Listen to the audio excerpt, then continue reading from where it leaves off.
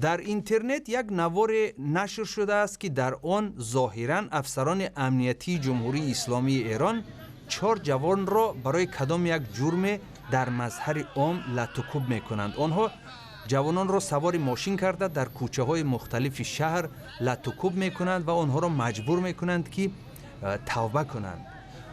آیا همین چیز در اسلام جایز است؟ برای پاسخ به این سوال ما روحانی شناخته تاجیک، یکی از فعالان حزب نهضت اسلامی، محترم زبیدالله رازق را دعوت کردیم. خوش آمدید به صحبت امروزه و میخواستیم نظر خود را درباره این ویدیو به شنوندگان رادیوی آزادی، به شنوندگان و بینندگان ابراز می داشتید. به حقیقت هر کار از طریق ویدیو باور کردن مشکل است، اما اگر رفت و این چیز واقعیت داشته باشد و مثلا این کار در حقیقت شده باشد، در هر جای دنیا نباشد، فرق نداره در ایران است، در هر کشور دنیا باشد، این در شأن انسان کار خوب نیست. این کار یک نوع ظلم است، یعنی پایمال کردن حقوق انسان است اگر در هر مملکتی باشد. البته این گونه کارها بسیار بشن، بسیار رخ میدن در دنیا، در دیگر مملکت ها هم هستن این چیز که نمایندگان مثلا کارمندان حفظ حقوق بنام دست به جنایت های میزنن.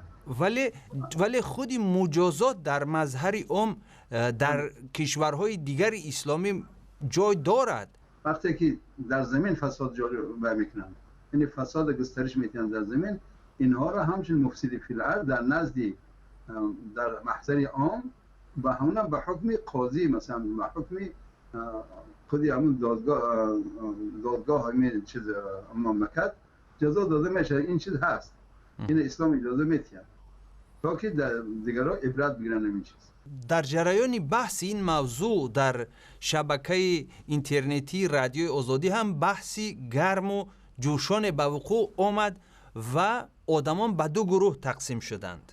اگر شما هم در همین بحث شریک می بودید، شما با کدام گروه همراه می شدید؟ آنهایی که طرفدار همین شکل جزا هستند و یا آنهایی که مخالفی چنین شکل جزا دادن انسان هستند؟ در محضر عام. در مظهر عام، بله، مجازات نمودن انسان در مظهر عام. در محضر عام مجازات دادن انسان در صورتی که خطرناک باشد برای جامعه، گناه او اگر بسیار خطرناک باشد با حکم دادگاه میشود که جزا داد. اما این خیلی در هر کوچه خطرناک بازداشت کرده و جزا دادن، این من جانبدار نیستم. تشکر زیاد داملا، تشکر زیاد.